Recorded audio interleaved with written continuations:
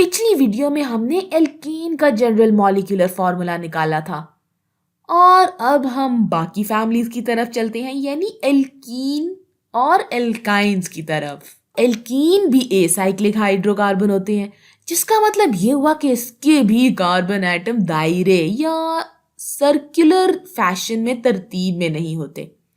और इसके साथ साथ एल्कीन में कम से कम एक कार्बन एटम का जोड़ा या पेयर ऐसा जरूर होता है जिनके दरमियान डबल बॉन्ड मौजूद हो। एक से ज्यादा डबल बॉन्ड भी हो सकते हैं, लेकिन कम से कम एक डबल बॉन्ड तो होना लाजमी है।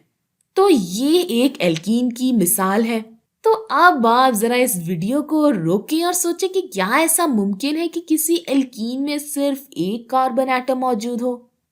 जी नहीं जनाब, ऐसा बिल्कुल मुमकिन नहीं है, क्योंकि हमें मालूम है कि एल्कीन में कम से कम एक कार्बन एटम का जोड़ा या पेयर ऐसा जरूर होता है जिनके दरमियान डबल बॉन्ड हो। तो एक पेयर का मतलब हुआ कि लाजमी तौर पर दो कार्बन एटम्स तो जरूर होने चाहिए। यानी ऐसा मुमकिन नहीं है कि कोई ऐसा एल्कीन हो जिसके पास सिर्फ एक कार्बन एटम हो। इसलिए यहाँ मेरे पास दो कार्बन एटम्स हैं और इनके दरमियान डबल बॉन्ड मौजूद है। तो अब ये कार्बन अपने दो इलेक्ट्रॉन्स इस कार्बन के साथ बांट रहा है और फिर बकाया दो वैलेंसी या दो इलेक्ट्रॉन्स रह जाते हैं जो ये हाइड्रोजन के जरिए बैलेंस कर रहा होता है। बिल्कुल इसी तरह यहाँ भी दो हाइड्रोजन होंगे। तो अब ये एल्कीन फैमिली का पहला चश्मो चराग है। और जैसे हमने एल्कीन के पहले मेंबर में हाइड्रोजन को कार्बन एटम से तब्दील किया था और इस तरह हमने उसकी चेन लंबी की थी, बिल्कुल इसी तरह हम एल्कीन के साथ भी यही बर्ताव करेंगे ताकि एल्कीन बेचारा अकेला ना महसूस करे। चलिए अब यहाँ ऐसा करते हैं। यहाँ ये कार्बन अपना एक इलेक्ट्रॉन इस कार्बन से बांट रहा है और ये बकाया इलेक्ट्रॉन्स हाइड्रोजन के साथ बांटेगा। तो ये एल्कीन फैमिली का एक और मेंबर है। ये भी मुमकिन है कि डबल बॉन्ड की तादाद एक से ज्यादा हो। जैसे मिसाल के तौर पर हो सकता है कि यहाँ इन दो कार्बन के दरमियान भी डबल बॉन्ड मौजूद हो। लेकिन इस वीडियो में हम सिर्फ सिंपल से एल्कीन के बारे में बात करेंगे, यानी इन एल्कीन के बारे में जिनके पास सिर्फ एक डबल बॉन्ड मौजूद हो।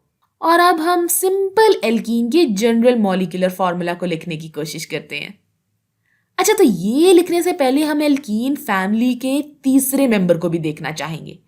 तो हाइड्रोजन साहब को हम यहाँ से निकाल देते हैं और कार्बन से तब्दील कर देते हैं। तो अब ये एल्कीन फैमिली का एक और मेंबर है। तो चलिए अब इन तमाम कंपाउंड्स का मॉलिक्यूलर फॉर्मूला लिखने की कोशिश करते हैं। तो यहाँ मैं देख सकती हूँ कि दो कार्बन एटम मौजूद हैं, यानी C2, और फिर यहाँ चार हाइड्रोजन है तो H4। तो इसका मॉलिक्यूलर फॉर्मूला हो गया C2H4। इसी तरह अगर अगले को हम देखें तो C3H6। अब अगर हम इससे भी अगले को देखें तो इसमें क्योंकि चार कार्बन है तो C4, 8 हाइड्रोजन है तो H8, तो ये हो जाएगा C4H8। तो यहाँ वाज़े तौर पर देख सकते हैं कि इधर हाइड्रोजन एटम की तादाद कार्बन एटम के मुकाबले में दुगना ज्यादा है, या यूं कह ले कि कार्बन के मुकाबले में डबल है। जैसे यहाँ 2 और 4, यहाँ 3 और 6, और फिर यहाँ 4 और 8। तो इसका मतलब ये हुआ कि अगर आपके पास कार्बन एटम की तादाद n हो तो हाइड्रोजन एटम की तादाद उससे दुगनी होगी, यानी 2n। तो एल्कीन का जनरल मॉलिक्यूलर फॉर्मूला तो बहुत आसान है, CnH2n। चले जी, अब हम आखिरी खानदान की तरफ चलते हैं और जो कहलाते हैं एल्काइंस। तो एल्काइंस भी एसाइक्लिक हाइड्रोकार्बन होते हैं और साथ ही साथ इनके पास कम से कम एक कार्बन एटम का पेयर ऐसा जरूर होता है जिसके दरमियान ट्रिपल बॉन्ड हो। और बिल्कुल एल्कीन वाली वजूहात की बिना पर ऐसा मुमकिन ही नहीं है कि कोई भी ऐसा एल्काइन मौजूद हो जिसके पास सिर्फ एक कार्बन एटम हो। एल्काइन के लिए कम से कम दो कार्बन एटम होना लाजमी है और उनके दरमियान ट्रिपल बॉन्ड भी होना लाजमी है। तो सबसे सिंपल एल्काइन के पास कम से कम दो कार्बन एटम होना लाजमी है। ये दो कार्बन एटम्स हैं और इनके दरमियान ट्रिपल बॉन्ड मौजूद है। अब चूंकि ये कार्बन एटम अपने 3 इलेक्ट्रॉन्स इस कार्बन से बांट रहा है, तो अब इसके वैलेंस शेल में सिर्फ एक इलेक्ट्रॉन बचेगा, जो कि ये हाइड्रोजन के जरिए बैलेंस कर लेगा। इसी तरह ये कार्बन भी अपना एक इलेक्ट्रॉन हाइड्रोजन से बांट लेगा। तो ये इथाइन है, जो कि सबसे सादा एल्काइन है। और जिस तरह हमने एल्कीन और एल्कीन में चेन को बड़ा किया था, बिल्कुल इसी तरह हम इस कार्बन चेन को भी बढ़ा सकते हैं।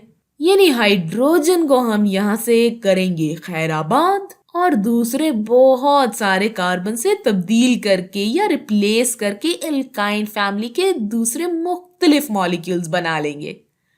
तो चलिए हम ऐसा कर लेते हैं। ऐसा करने से हमें कुछ इस तरह का मॉलिक्यूल मिलेगा।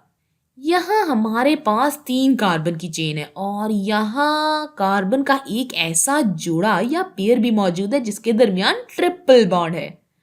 तो ये भी एक सिंपल एल्काइन है। चलिए अब इस चेन को, इस हाइड्रोजन को कार्बन से तब्दील करके मजीद लंबा कर लेते हैं। ऐसा करने से हमें कुछ इस तरह का स्ट्रक्चर मिलेगा।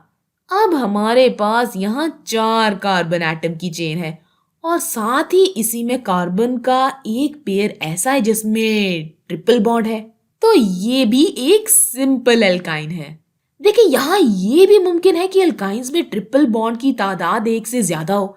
जैसे मिसाल के तौर पर ऐसा भी मुमकिन है कि यहाँ इन 2 कार्बन के दरमियान भी ट्रिपल बॉन्ड हो, लेकिन वो थोड़े पेचीदा या कॉम्प्लेक्स स्ट्रक्चर होते हैं।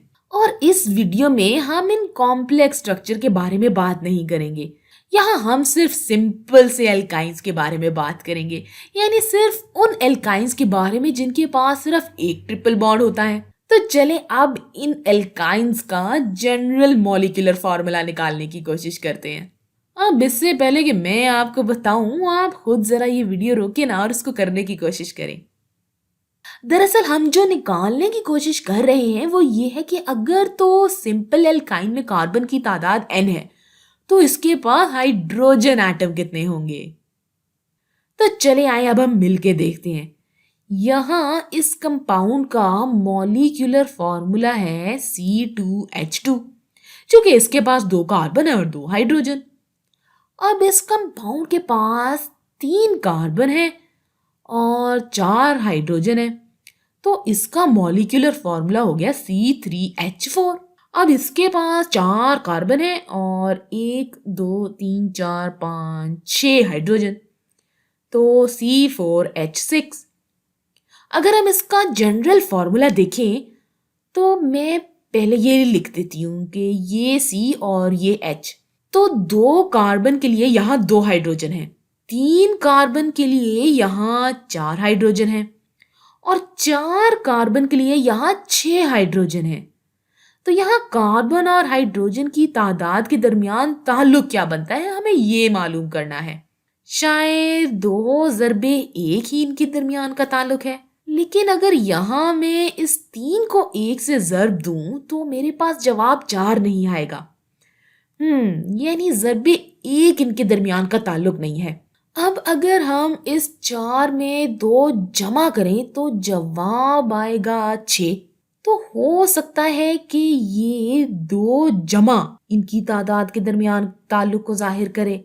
लेकिन अगर मैं यहाँ 2 जमा करूंगी तो जवाब 4 नहीं आएगा। इसका मतलब ये हुआ कि जमा 2 भी इनकी तादाद के दरमियान ताल्लुक को जाहिर नहीं करता। तो फिर करता क्या है। अब अगर मैं इसे 2 से ज़रब दूं और फिर इसमें से 2 कम कर दूं या माइनस कर दूं, तो फिर मेरे पास जवाब आएगा 6। तो ज़रबे 2 -2 जवाब हो सकता है। तो चलिए यहाँ भी जरा इसको देखते हैं। 2 ज़रबे 3 होता है 6, उसमें से 2 निकाल दें तो आता है 4। बिल्कुल दुरुस्त है ये। यहाँ भी मुझे सही जवाब मिल रहा है। चले एक बार फिर यहाँ देखते हैं। 2 ज़रबे 2 होता है 4 और -2 होता है 2, यानी यहाँ ज़रबे 2 -2 इनकी तादाद के दरमियान का ताल्लुक है। इसका मतलब ये हुआ कि अगर एक सिंपल एल्काइन में कार्बन की तादाद है n, तो इसके पास हाइड्रोजन एटम की तादाद इससे दुगनी तादाद से 2 कम होगी। और अगर हम इसको लिखना चाहें तो हम लिखेंगे CnH2n-2। तो ये एक सिंपल एल्काइन का आम या जनरल मॉलिक्यूलर फॉर्मूला होगा। अब यहां तक हमने तीनों फैमिलीज का जनरल मॉलिक्यूलर फॉर्मूला देख लिया है। अच्छा, अब आपको इन्हें रटने की या हिफ्ज करने की जरूरत नहीं है। जब भी आपको इन्हें इस्तेमाल करने की ज़रूरत हो तो मेरा मशवरा तो यही है कि आप थोड़ा सा वक्त लगाकर इसे खुद समझ कर निकालने की कोशिश करें। आप इस पर जितनी ज़्यादा मशक करेंगे इतनी ही जल्दी आप इसे हल कर लिया करेंगे।